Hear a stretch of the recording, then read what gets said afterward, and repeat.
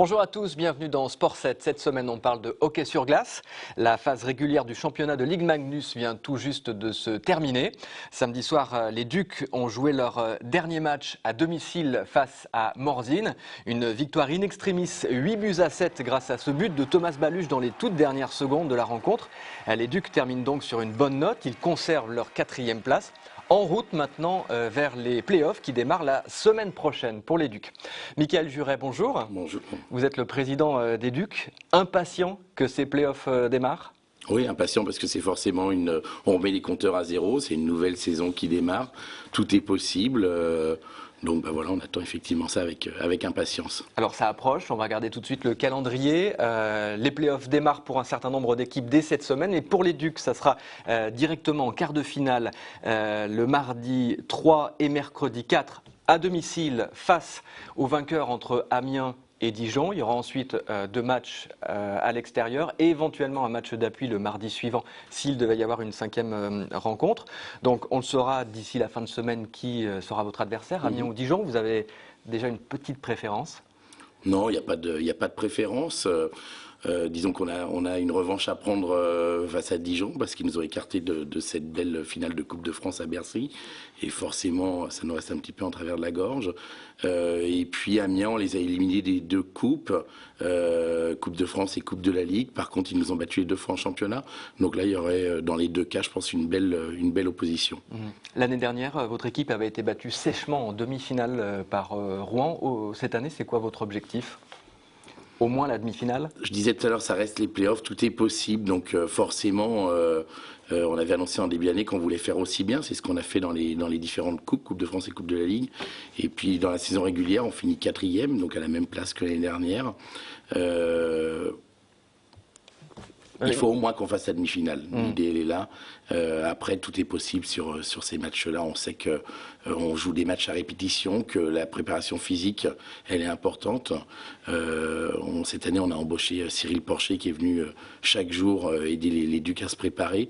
Donc, je pense qu'on a fait ce qu'il fallait pour pas connaître la mésaventure de l'année dernière et finir sur les rotules comme on a fini l'année dernière. Les 3 derniers matchs n'ont quasiment pas eu lieu.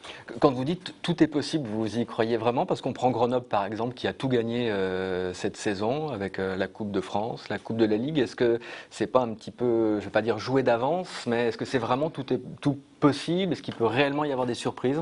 Oui, alors honnêtement, je pense pas. Je pense qu'il y a 3 favoris. Donc il y a 3 favoris, on arrive juste derrière en outsider avec Amiens. Et je pense vraiment que oui, tout est possible sur ces matchs-là. On joue des matchs à répétition, on joue 5 fois en une semaine parfois. Donc la préparation physique, la profondeur de banc aussi est importante. Les suspensions peuvent l'être. Donc non, je pense qu'à partir de ce moment-là, personne n'est à l'abri et tout est possible. Qu'est-ce que vous attendez de vos joueurs à partir de maintenant? Ouais, ils le savent. On attend bien sûr de passer tour après tour, de gagner match après match, de ne pas laisser trop d'énergie sur le premier tour comme on a fait l'année dernière. Donc ça va être important de bien entrer dans la compétition dès mardi prochain et puis de faire du mieux et arriver vraiment avec un esprit guerrier comme on l'a eu contre Rouen dernièrement. Alors justement, on fait un petit retour en arrière pour dresser un rapide bilan de cette phase régulière.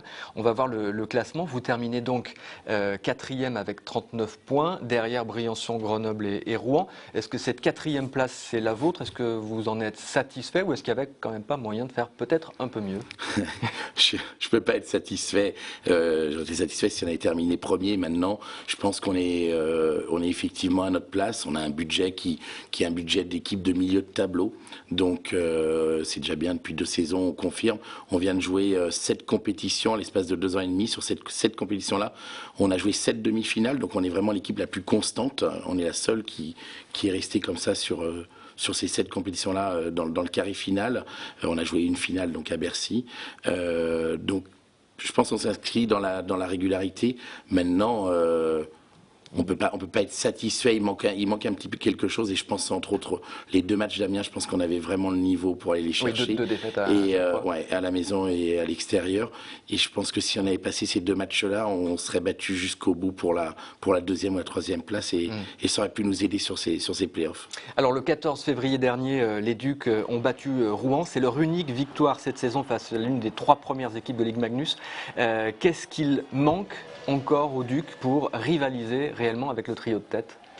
Mais sur ce match-là, il manque rien puisqu'on le gagne. Ouais, parce qu'une seule victoire pour l'instant. Oui, alors c'est une seule victoire effectivement. Bon, à l'extérieur, le match de Grenoble par exemple, on a fait jeu égal, on menait encore à 30 secondes de la fin, on se fait égaliser.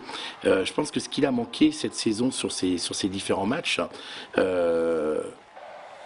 il nous faut les trois lignes qui jouent en même temps. Et il est trop. Et c'est pas le cas. Il y a eu de nombreuses fois où sur ces gros matchs-là, eh bien on avait soit la ligne des Finlandais qui marchait, soit la ligne des Canadiens, soit la troisième ligne, mais on n'a pas eu tout le monde en même temps, sauf pour Rouen, où là vraiment tout le monde a joué, tout le monde a été au meilleur niveau le jour J, et je pense que c'est ce qui nous a manqué sur 2 ou 3 matchs cette saison.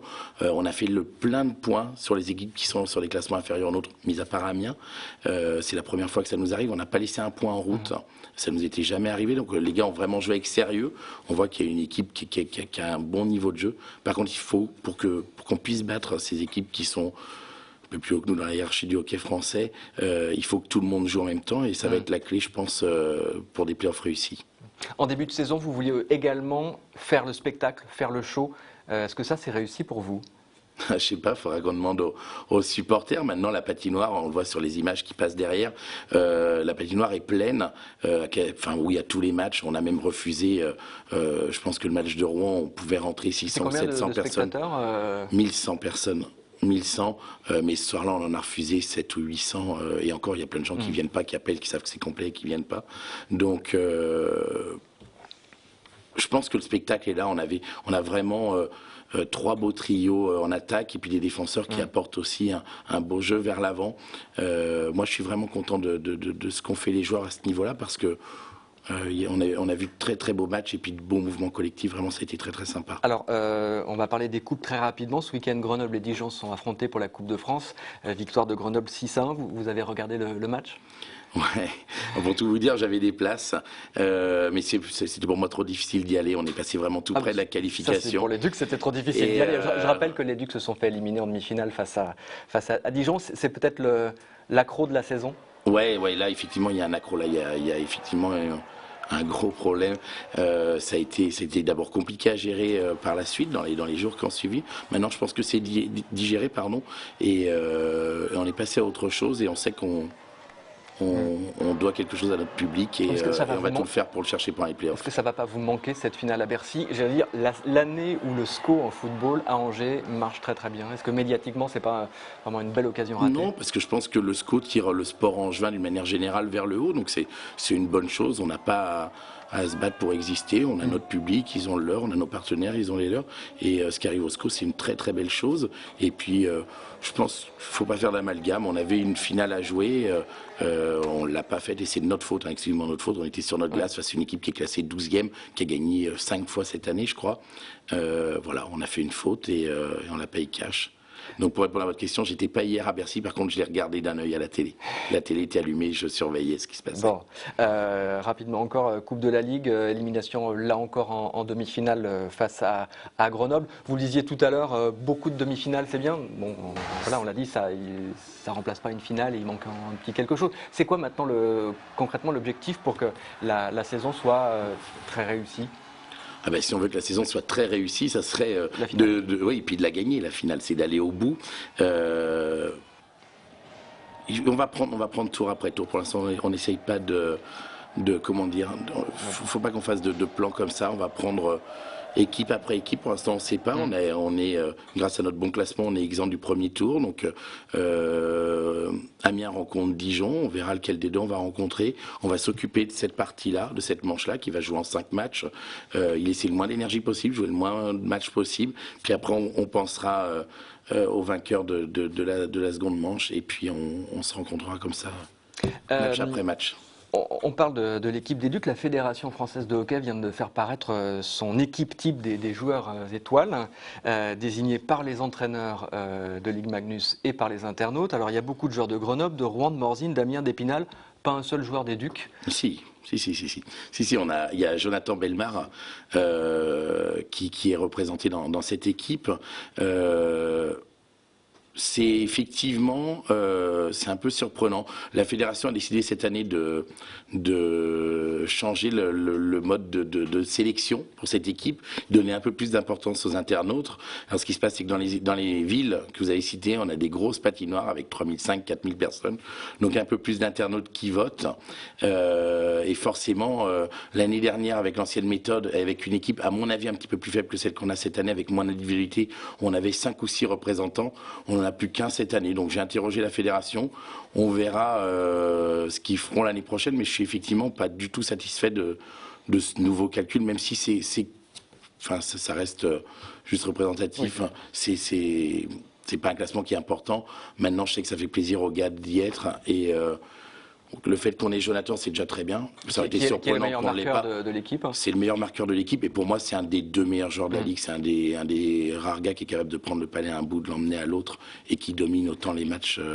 Donc on a vraiment, je pense, un des 2 meilleurs joueurs de la Ligue. Michael, dernière question. C'est sans doute un peu tôt pour annoncer des choses, mais est-ce que vous avez déjà réfléchi à l'esprit de l'équipe que vous voulez avoir la saison prochaine et qu'est-ce que vous allez peut-être apporter comme modification ?